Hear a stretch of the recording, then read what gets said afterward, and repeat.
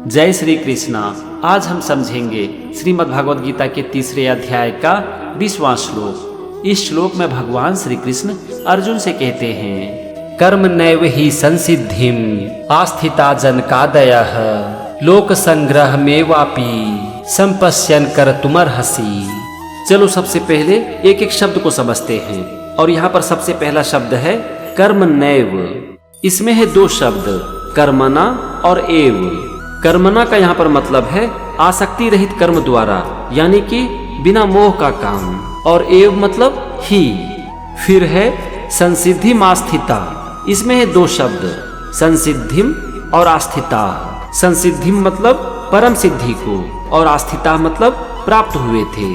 फिर है जनकादयः, और यहाँ पर जनकादयः का मतलब है जनक जैसे राजा और ज्ञानी जन। तो यहाँ पर पहले वाक्य का मतलब हो गया कि जनक जैसे राजा और ज्ञानी जन भी आसक्ति रहित कर्म के द्वारा ही परम सिद्धि को प्राप्त किए थे। चलो अब हम आते हैं दूसरे वाक्य पर। और यहाँ पर सबसे पहला शब्द है लोक संग्रह में वापी। इसमें है 3 शब्द, लोक संग्रम, एव और अपि। लोक संग्रह का मतलब होता है लोक संग्रह को, यानी कि दुनिया की व्यवस्था को। एव मतलब ही और अपि मतलब भी।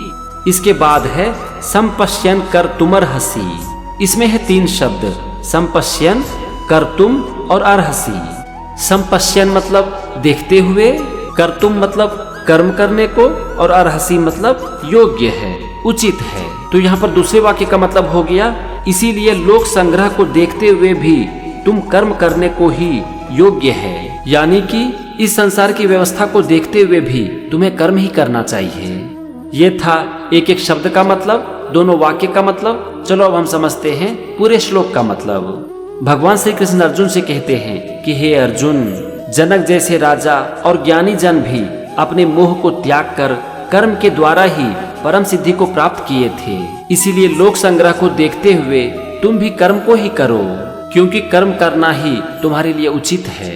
ये था श्रीमद् भागवत गीता के 3 अध्याय का 20वां श्लोक। अगले एपिसोड में हम समझेंगे 21वें श्लोक को। तब तक के लिए जय श्री कृष्ण।